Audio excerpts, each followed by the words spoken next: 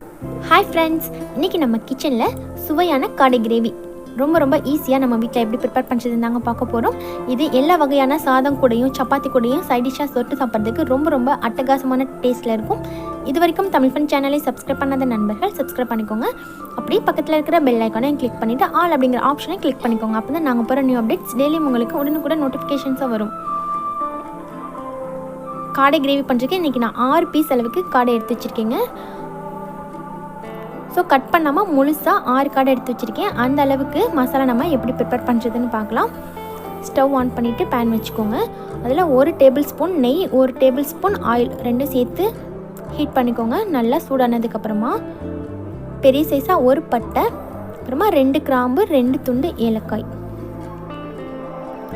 கூடவே அரை டீஸ்பூன் அளவுக்கு ஜீரகம் சேர்த்துக்கோங்க. சேர்த்துட்டு ஸ்டவ்வை சிம்மில் வச்சுட்டு நல்லா பொரிய விட்டுக்கோங்க. இதோட ஃப்ளேவர்ஸ்லாம் நல்லா வர்ற வரைக்கும் இது நல்லா வதங்கி வரட்டும். அதுக்கப்புறமா இது கூட 4 பெரிய வெங்காயத்தை நல்லா பொடியாக கட் பண்ணிவிட்டு சேர்த்துக்கோங்க.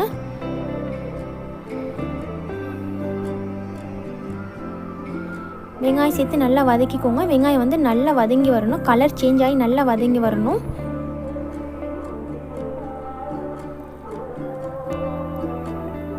வெங்காயம் இந்தளவுக்கு நல்லா வதங்கினதுக்கப்புறமா இது கூட 1.5 டேபிள் ஸ்பூன் அளவுக்கு இஞ்சி பூண்டு பேஸ்ட்டு சேர்த்துக்கோங்க. கூடவே 3 தக்காளியை பொடியாக கட் பண்ணிவிட்டு சேர்த்துருங்க.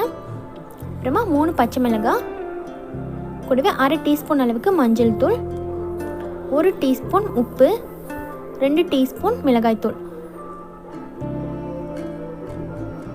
எல்லாத்தையும் சேர்த்துட்டு நல்லா மிக்ஸ் பண்ணிக்கோங்க. இப்போ தக்காளி நல்லா ஜூஸியாக வதங்கி வரணும், அந்த அளவுக்கு நல்லா வதக்கிக்கோங்க.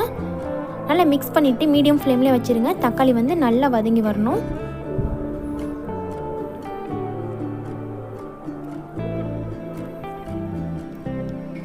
நம்ம உப்புலாம் சேர்த்துருக்கனால நல்லா ஜூஸியாக வதங்கி வந்துடும் தக்காளி. பாருங்கள், இந்த அளவுக்கு மசாலா நல்லா வதங்கினதுக்கப்புறமா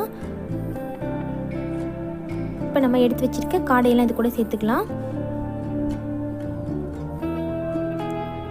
கடையை சேர்த்துட்டு நல்லா மிக்ஸ் பண்ணி விட்டுருங்க. ஃபுல் ஃப்ளேம்லேயே வச்சு ஒரு 5 நிமிஷம் போல் நல்லா மிக்ஸ் பண்ணிக்கோங்க. அப்போ காடையிலேருந்து தண்ணி ரிலீஸ் ஆனால் கூட உங்களுக்கு நல்லா சுருண்டு வந்துடும். அந்த தண்ணியெல்லாம் ரிலீஸ் ஆகி வற்றுனதுக்கப்புறமா தான் நம்ம மீண்டும் தண்ணி சேர்க்கணும். பாருங்கள், தண்ணி இல்லாமல் நல்லா ட்ரை ஆகிருக்கு. இந்த ஸ்டேஜில் இப்போ நம்ம தண்ணி சேர்த்து நல்லா வேக வச்சுக்கலாம். ஒரு 2 கப் அளவுக்கு தண்ணி சேர்த்துக்கோங்க. இந்த காடை நல்லா மூழ்கி இருக்கணும் தண்ணியில், அந்த அளவுக்கு தண்ணி சேர்த்திங்கன்னா வேகிறதுக்கு கரெக்டாக இருக்கும்.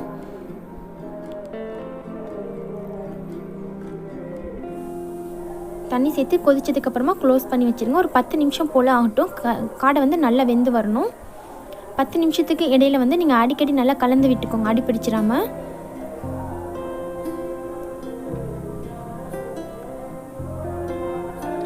இப்போ பாருங்கள், 10 நிமிஷம் ஆயிருக்கு. காடையெல்லாம் நல்லா வெந்து வந்திருக்கு. இப்போ இதில் இருக்க தண்ணி இன்னும் கொஞ்சம் நல்லா சுருண்டு வரணும். நல்லா ஃபுல் ஃப்ளேமில் வச்சு தண்ணி கொஞ்சம் வற்ற வச்சுக்கோங்க. இப்போ இந்த ஸ்டேஜில் இது கூட 1 டீஸ்பூன் அளவுக்கு ஜீரகத்தூள் சேர்த்துக்கோங்க. அரை டீஸ்பூன் அளவுக்கு மிளகுத்தூள் சேர்த்துக்கோங்க. சேர்த்துட்டு அரை கப் அளவுக்கு நல்ல கெட்டியான தேங்காய் பால் ஆட் பண்ணிக்கோங்க. நல்லா திக்கான தேங்காய் பாலாக இருக்கணும். எல்லாம் சேர்த்துட்டு நல்லா மிக்ஸ் பண்ணிவிட்டு கொதிக்க வச்சுக்கோங்க. எல்லாம் சேர்ந்து நல்லா இதோட ஃப்ளேவர்ஸ்லாம் நல்லா அப்சர்வ் ஆகி நல்லா திக்னஸாக சுருண்டு வந்ததுக்கப்புறமா நம்ம ஸ்டவ் ஆஃப் பண்ணிக்கலாம். உப்பு கரெக்டாக இருக்கான்னு செக் பண்ணிக்கோங்க. நல்லா ஃபுல் ஃப்ளேம்லேயே வச்சுட்டு இதை நல்லா சுருள வச்சுக்கோங்க. பாருங்கள், மசாலாலாம் சேர்ந்து ஒன்றா சேர்ந்து நல்லா கெட்டியாகி வந்திருக்கு.